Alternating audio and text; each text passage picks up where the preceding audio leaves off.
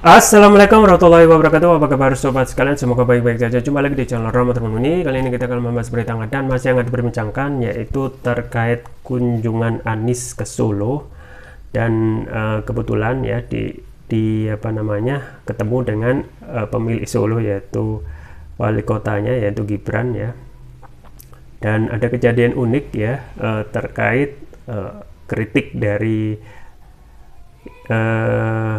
siapa ini ya, Yunarto Wijaya, pemilik lembaga survei ya, yang kita juga pertanyakan lembaga survei kok sepertinya kelihatan seperti pengamat gitu ya, dengan berniat memalukan Anies ya.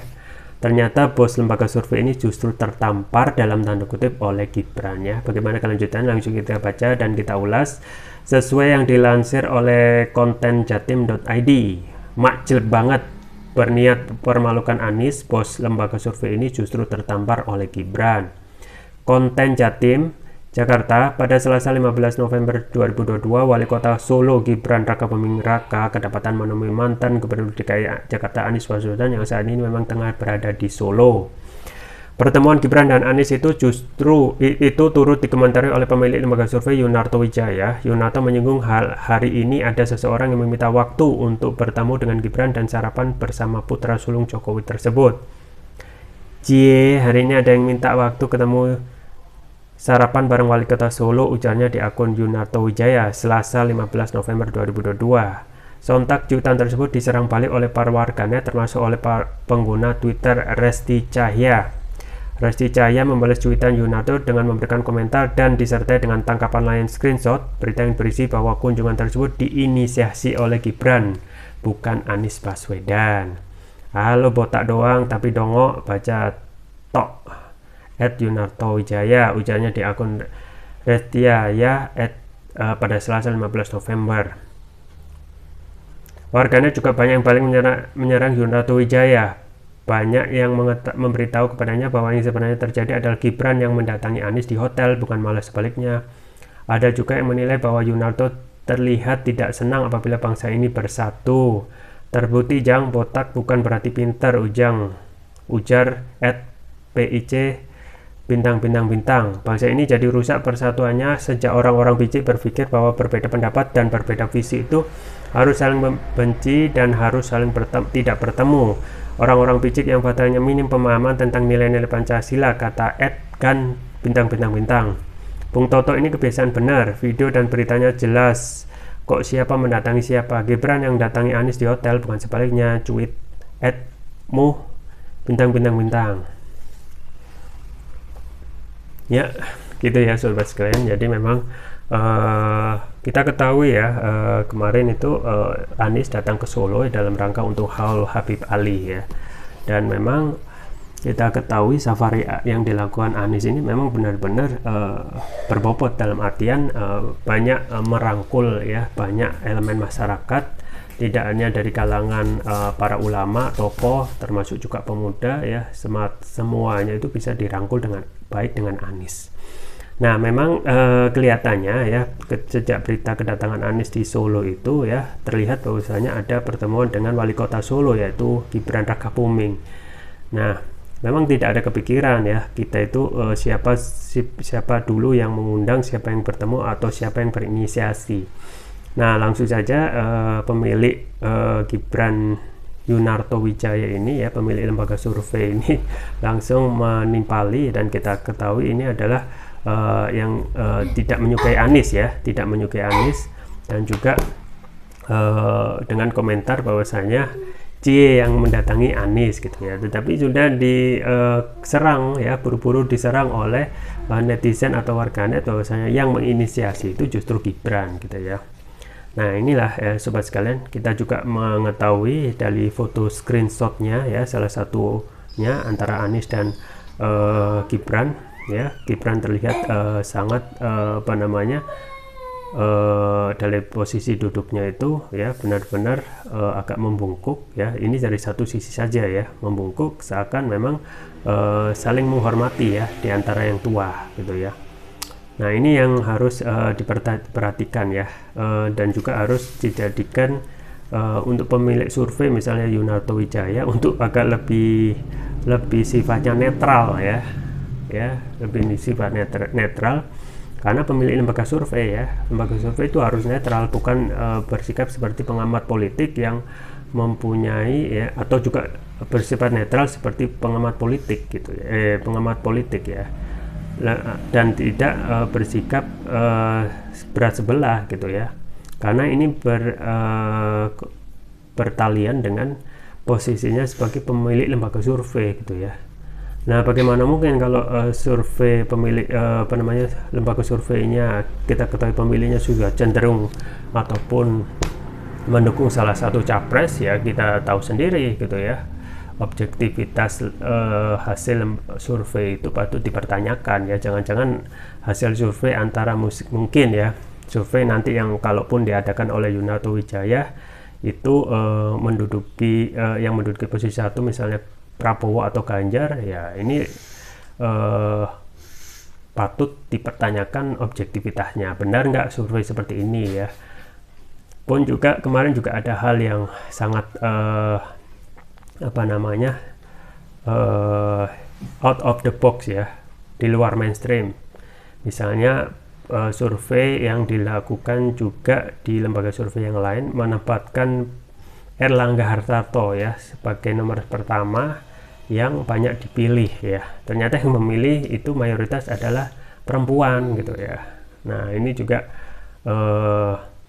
satu hal lagi yang juga ada dalam Erlangga Hartarto, juga hasil survei yang sama, banyak dipilih nomor 1 dari capres yang lain, banyak dipilih oleh generasi milenial gitu ya. Nah, generasi milenial kan generasi setelah tahun 1980 gitu ya. Nah, ini memang lembaga survei itu harus sifatnya netral ya, kalau ingin dipercaya oleh publik terhadap hasil surveinya.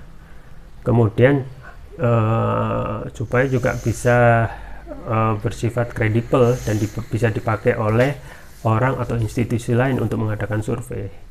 Nah, kalau sifatnya seperti ini misalnya dengan komentar-komentar yang ringan ya, tapi jelas nanti akan memberikan suatu persepsi bahwasanya lembaga survei yang dimiliki Yunarto itu lebih mempunyai persepsi ataupun kecenderungan kepada calon yang lain dan mempunyai hal yang negatif terhadap calon yang lain. Nah, ini patut dipertanyakan.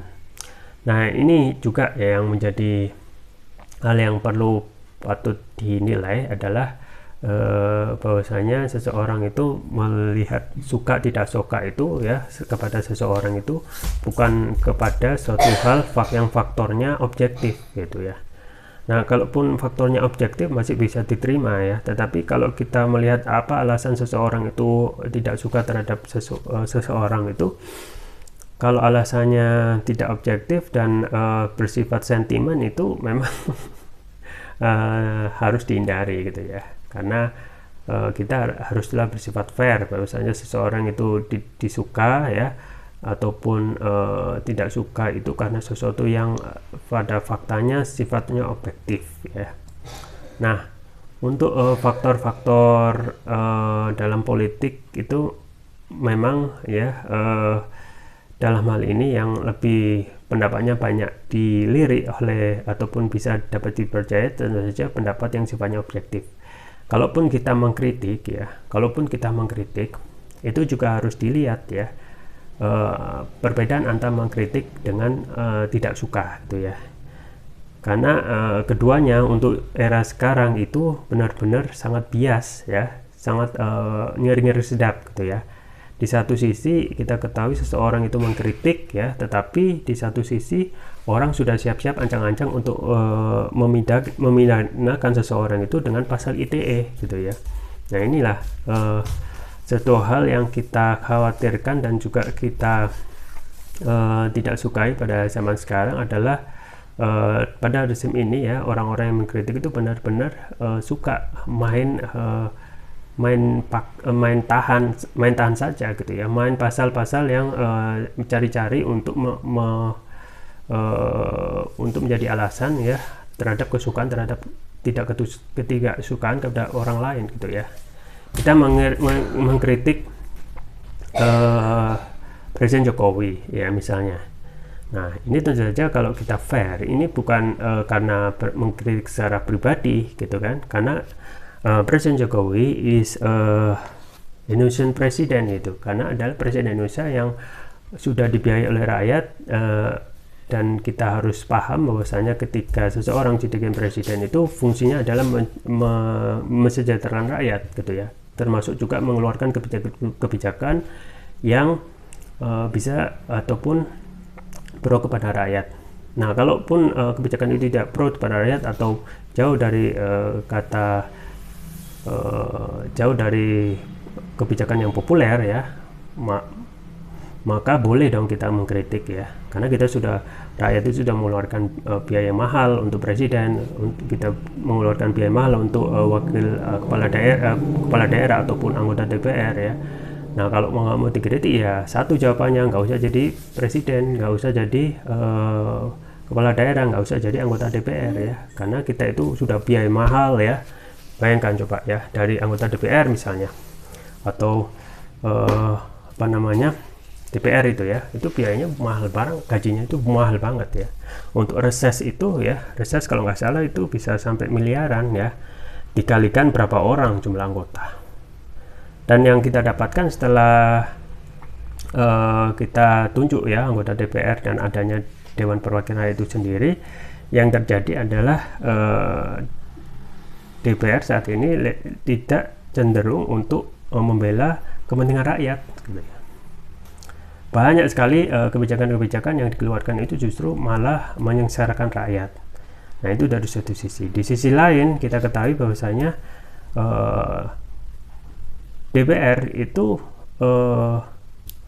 harus benar-benar ya merespon ya, mempunyai perasaan yang sama seperti perasaan rakyat ya. Misalnya untuk kenaikan BBM, kita ketahui mayoritas rakyat menolak gitu ya, tetapi justru yang diwakili atau wakil rakyat atau DPR ini justru tidak ada gitu ya respon ataupun sense of crisis untuk memihak kepentingan rakyat gitu. Itu yang paling kita sayangkan gitu ya. Nah, untuk Anies ya, kita ketahui Anies apa yang salah gitu ya. Kalau dari segi personal tentu saja kita tidak menilai, tetapi kita menilai dari segi kebijakan ya, karena dia sudah menjabat sebagai sebagai gubernur ya, dan sekarang untuk kiprahnya ya kurang lebih masih hal-hal yang masih bilang positif gitu ya. Dia bisa merangkul ya banyak elemen termasuk juga para ulama gitu ya, dan baiknya lagi ketika ada pertemuan antara Gibran dengan Anies ya, yang siapa yang untung ya? Ya jelas kedua-duanya untung ya. Satu sisi Gibran sebagai Gibran sebagai wali kota Solo ingin menaikkan posisinya lebih tinggi dengan bertemu ya capres yang sudah dideklarasikan dan dalam berbagai hasil survei itu paling banyak dipopulerkan untuk menjadi presiden ya. Jadi Gibran naik kelas. Di satu sisi ya Anies ya meningkatkan persepsinya bahwasanya Anies itu bisa merangkul semua pihak ya, termasuk pihak yang berseberangan ya. Dalam hal ini Gibran backgroundnya PDI. PDI adalah partai yang bersinggungan atau berlawanan antitesis dengan Anies gitu ya, tetapi masih bisa merangkul gitu ya. Nah, inilah kelebihan yang kemungkinan tidak didapatkan dari capres lain ya. Anies bisa merangkul ulama, sering hadir dalam hal acara-acara keagamaan ya, bisa merangkul komunitas ya, kemarin juga bisa memfasilitasi dan mengakomodasi aksi besar misalnya 212. Nah, itu simbol bahwasanya Anies one step ahead ya. Pertama sudah mempunyai kecakapan dalam hal memimpin DKI Jakarta, yang kedua ya memang ramah ya, ramah itu yang dipersepsikan, dan juga yang paling penting adalah mampu merangkul dari segi elemen ya, dari segala kelompok ya, termasuk juga yang antitesis dengan Anies ya. Dalam ini Gibran yang backgroundnya adalah PDIP ya, the ruling party yang kita ketahui ya memang berseberangan ya dengan yang ada di Presiden Jokowi ya. Nah, Ini juga yang menjadi kritik ya, setelah dikritik balik oleh Gibran atau disampaikan bahwasanya Gibran itu yang mendatangi dulu, ya akhirnya yang malu siapa gitu ya, tentu saja ya Yunarto gitu ya. Makanya kita harus benar-benar fair ya, pelajaran yang bisa kita ambil adalah kita harus benar-benar fair ya dalam hal hubungan politik atau melakukan penilaian terhadap seseorang itu lebih cenderung pada sifatnya objektif daripada sentimen gitu ya. Ya, kita itu saja ya. Semoga ini akan menjadi pelajaran bagi Yunarto Wijaya agar lebih baik lagi ke depannya ya. Termasuk juga kita semua untuk tidak saling menghina ya. Karena kita semua ada pribadi yang mempunyai kelebihan dan kekurangan masing-masing dan mempunyai pasti mempunyai kesalahan yang itu hal yang wajar dilakukan oleh setiap manusia. Itu saja yang bisa saya sampaikan. Semoga bermanfaat. Jangan lupa like, share, dan subscribe. Wassalamualaikum warahmatullahi wabarakatuh.